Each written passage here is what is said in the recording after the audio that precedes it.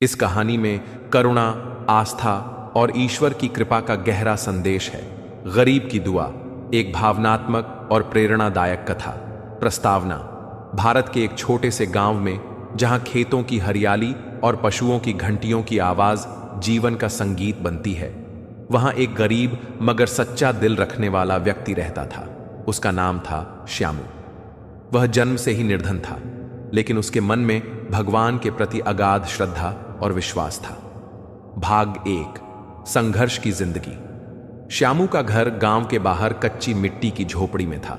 बरसात में छत टपकती, गर्मी में दीवारें तपती और सर्दियों में ठंडी हवाएं कांपने पर मजबूर कर देती। उसके पास न पर्याप्त कपड़े थे, न भरपेट खाना। दिन भर वह दूसरों के खेतों में मजदूरी करता और शाम को 2 सूखी रोटियां और थोड़ा सा नमक खाकर सो जाता। लेकिन इन सबसे अधिक कीमती चीज जो उसके पास थी, वह थी उसका विश्वास। हर सुबह सूरज उगने से पहले वह गांव के शिव मंदिर जाता, वहां झाड़ू लगाता, दीपक जलाता और भगवान शिव के सामने हाथ जोड़कर कहता, भोलेनाथ, मेरे पास कुछ नहीं है, लेकिन मेरा दिल साफ है। मुझे शक्ति दो कि मैं मेहनत से जी सकूं, और अगर मुझ पर दया करो तो मुझे सिर्फ इतना दो कि मैं किसी भूखे को खाना खिला सकूं। भाग 2: गांव वालों का व्यवहार। गांव के ज्यादातर लोग श्यामू को तुच्छ समझते थे। बच्चे उसका मजाक उड़ाते, बड़े उसे कंगाल कहते और कोई भी उसे अपने पास बैठाना पसंद नहीं करता। लेकिन वह कभी बुरा नहीं मानता था। वह मुस्कुराकर कहता, जो कुछ मेरे पास है वो भगवान की देन है, और जो नहीं है शायद वो मेरे भाग्य में नहीं लिखा। गांव का जमींदार ठाकुर रणवीर सिंह एक घमंडी और कठोर व्यक्ति था। वह हमेशा श्यामू को नीचा दिखाता। एक दिन ठाकुर ने सबके सामने कहा, ए गरीब, तू मंदिर में रोज जाकर क्या मांगता है? भगवान तुझ जैसे फटेहाल की सुनते भी हैं। श्यामू ने सिर झुकाकर शांति से उत्तर दिया, भगवान देर से देते हैं ठाकुर साहब, लेकिन देते जरूर हैं। उनके यहां देर है, अंधेर नहीं। ठाकुर हंस पड़ा, अगर भगवान तुझे कुछ दे दें तो मैं अपने खेत तेरे नाम कर दूंगा। सब लोग हंस पड़े, लेकिन श्यामू शांत रहा। उसकी आंखों में विश्वास की चमक थी।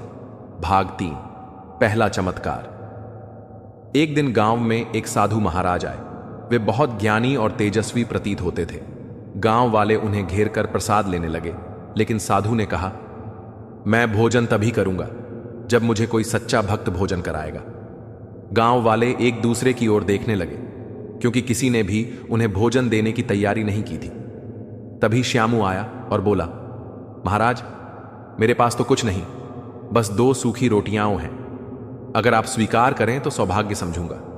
साधु मुस्कुराए और श्यामू के साथ उसकी झोपड़ी गए। साधु ने रोटियां उखाई और कहा, तू सच्चा भक्त है, भगवान तुझसे प्रसन्न है, कल तुझे एक वरदान मिलेगा। श्यामू ने झुककर धन्यवाद दिया। भाग 4: वरदान की प्राप्ति। अगले दिन सुबह जब श्यामू मंदिर पहुंचा तो उसे वहां मंदिर के पुजारी ने बुलाया। पुजारी बोले, श्यामू, कल रात मेरे स्वप्न में भगवान शिव आए। उन्होंने कहा कि मंदिर के पिछवाड़े में एक गड्ढा खोदो, वहां कुछ मिलेगा और वह तेरे लिए है। श्यामू ने कांपते हाथों से वहां खुदाई की और कुछ ही गहराई पर उसे एक छोटा सा संदूक मिला। जब पुजारी ने उसे खोला तो उसमें सोने के सिक्के थे। गांव वाले हैरान रह गए। ठाकुर रणवीर सिंह भी स्तब्ध था। कुछ को लगा ये झूठ है, लेकिन पुजारी ने सबके सामने कहा, यह भगवान की इच्छा थी और इस धन का हकदार केवल श्यामू है। भाग 5: बदलाव की शुरुआत। श्यामू ने उस धन से अपने लिए एक पक्के घर की जगह बनाई, लेकिन बाकी धन से गांव में गरीबों के लिए भोजनालय, विद्यालय और मुफ्त दवाखाना बनवाया। अब वह अकेला नहीं खाता था, बल्कि दूसरों को भी खिलाता था। ठाकुर भी एक दिन बीमार पड़ा, और जब गांव के डॉक्टर ने इलाज करने से मना कर दिया, तब श्यामू खुद उसे लेकर गया, इलाज करवाया और कहा, ठाकुर साहब, भगवान ने मुझे दिया है ताकि मैं बांट सकूं। ठाकुर की आंखों में आंसू आ गए। श्यामू, तू गरीब नहीं था, मैं गरीब था, तू इंसानियत में अमीर है। भाग 6: दुआ का असर। अब श्यामू का नाम पूरे इलाके में प्रसिद्ध हो गया। लोग दूर दूर से उससे मिलने आते, उसकी सादगी, उसकी भक्ति और उसकी सेवा भावना से प्रेरित होते। लेकिन वह आज भी सुबह मंदिर जाता, दीपक जलाता और वहीं प्रार्थना करता, भगवान, मुझे इतना दो कि मैं किसी भूखे को खाना खिला सकूं। भाग 7। अंतिम क्षण। श्यामू ने जीवन भर दूसरों की सेवा की। वृद्धावस्था में वह एक दिन मंदिर की सीढ़ियों पर बैठा हुआ भगवान शिव से बात कर रहा था। भोलेनाथ, अब समय आ गया है लौटने का। आपने जो दिया वह बांट दिया। अब बस आपके चरणों में शांति चाहता हूं। उसी रात वह नींद में ही प्रभु के चरणों में चला गया। अगले दिन पूरा गांव रो रहा था, लेकिन सबने यह माना कि श्यामू मरा नहीं है, वह अमर है, अपनी सेवा, अपनी भक्ति और अपनी दुआओं में। उपसंहार। गरीब की दुआ सिर्फ कहानी नहीं, एक सच्ची प्रेरणा है। यह कहानी बताती है कि सच्ची श्रद्धा, ईमानदारी और सेवा भाव से भगवान भी खुश होते हैं। अगर मन में सच्चाई हो तो दुआएं जरूर रंग लाती हैं। क्या आप चाहेंगे कि मैं इस कहानी को एक PDF में भी बना दूं? बहुत अच्छा। चलिए हम गरीब की दुआ की कहानी को और आगे बढ़ाते हैं। अगले भाग में हम दिखाएंगे कि श्यामू के जाने के बाद भी उसकी दुआ और सेवा की भावना कैसे जीवित रही और कैसे उसकी कहानी ने नई पीढ़ियों को भी बदल दिया।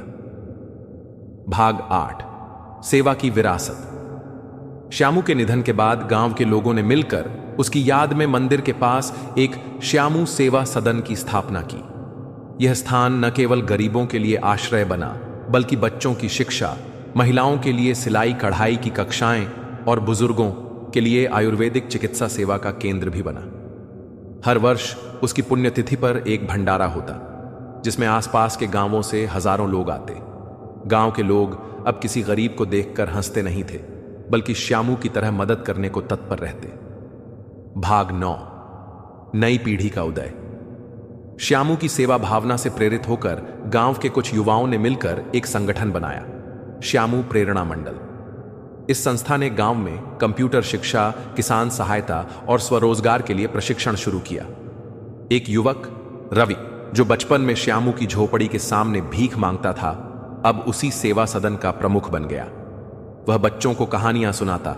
बच्चों, एक समय था जब मेरे पास कुछ नहीं था, लेकिन श्यामू बाबा ने मुझे खाना दिया, पढ़ाया और मुझ में विश्वास जगाया। आज मैं जो हूं, उन्हीं की दुआ का असर है। भाग 10।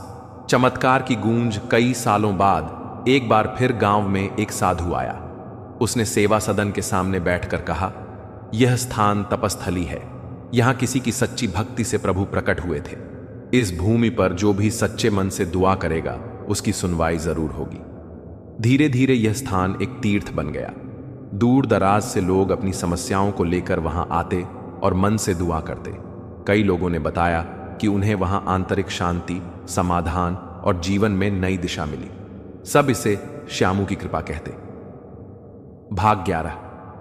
ठाकुर का व्रत। ठाकुर रणवीर सिंह, जो अब बूढ़ा हो चुका था, सेवा सदन में रोज आकर झाड़ू लगाता और गरीबों को खाना परोसता।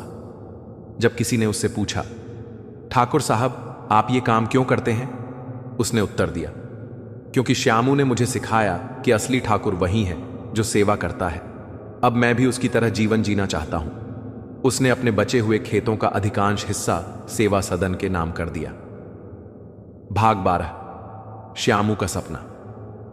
श्यामू का एक सपना था, हर घर में शिक्षा, हर थाली में अन्न और हर दिल में भक्ति।